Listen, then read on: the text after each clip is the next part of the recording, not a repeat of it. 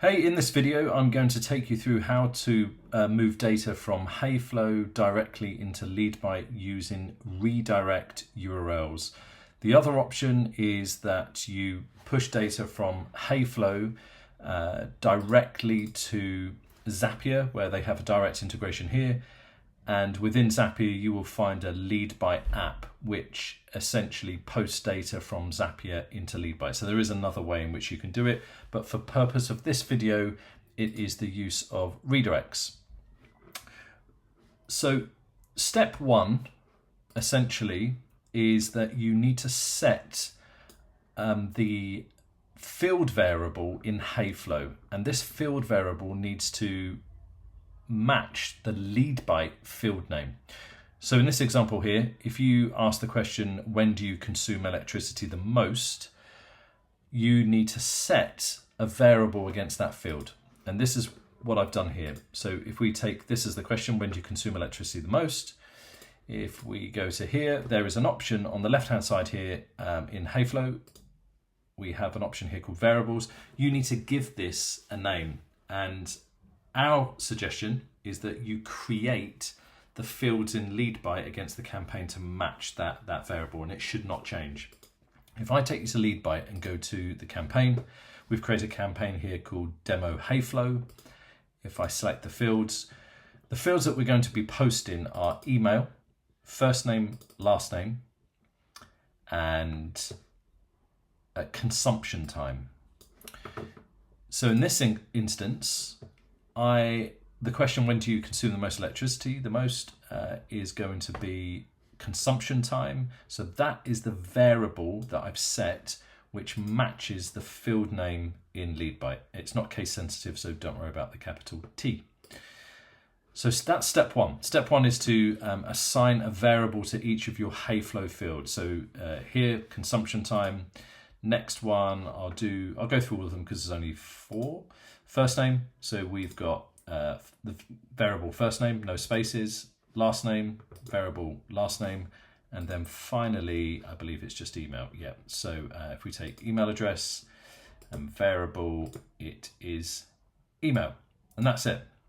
The variable is just almost like a system ID that you can use, or system name that you can use against that field. So it's not on show for the customer, it's just back-end Heyflow naming.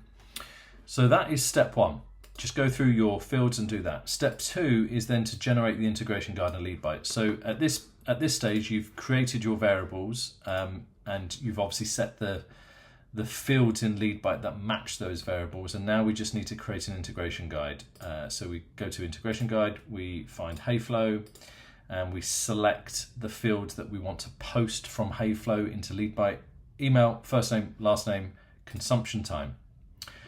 This is the redirect URL that you are going to use in your Heyflow, and there is one change that you need to make. So for example, we produce the integration guide in this instance as and email equals brackets email and first name equals bracket first name. What you need to do is remove the brackets and just replace it with an @ so @ first name, because that is the Heyflow variable that needs to be used to populate first name with the first name of the applicant. So if they submit David, then it will replace it with David. So you can take the integration guide from here, and it's a really simple job just to change that, because this has to be custom to Heyflow in this instance.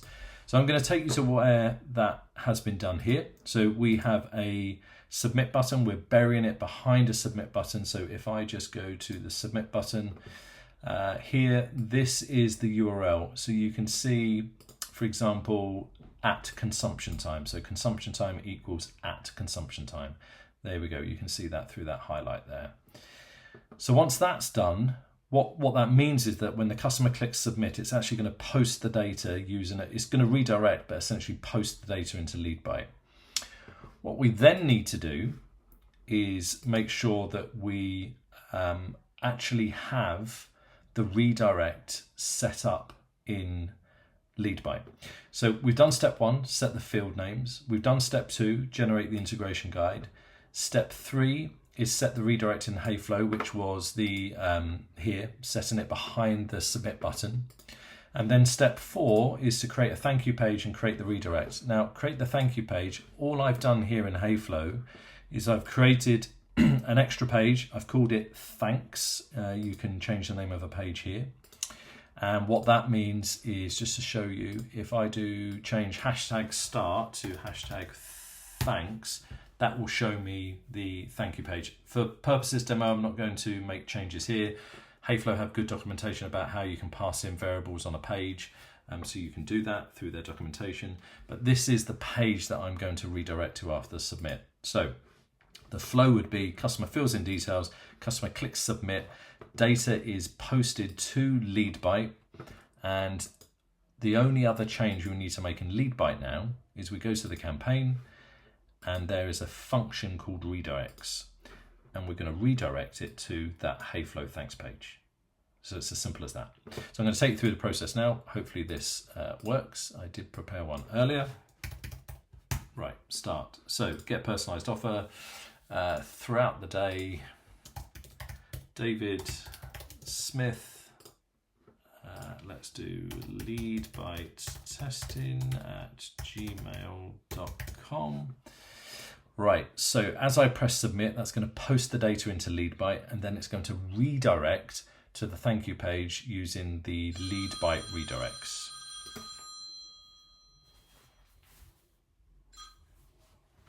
So that has been posted and redirected. So if we now go to the lead screen, we should see that entry. There we go, there's David Smith. I would always check to make sure that the data is being submitted. So we have email, we have first name, last name, and we have that consumption time, which was throughout the day was selected. And we are redirected to that thank you page. So they're essentially the steps. They're the 4 steps. As a recap, we set the field variables in Heyflow. We generate the integration guide in LeadByte, and we obviously make those adjustments. And email equals brackets email to and at email for that's the Heyflow variable. We then set the redirect in Heyflow. In this instance, it was behind the submit button, and then we make sure that we essentially have a page to redirect the customer to, and we just add that page URL into the LeadByte campaign redirects, and that is it. Now, as I said earlier in the video, you can post the data to Zapier, then from Zapier into LeadByte. But if you don't want to use Zapier, then this is how you do it directly. It's through a redirect, URL redirect.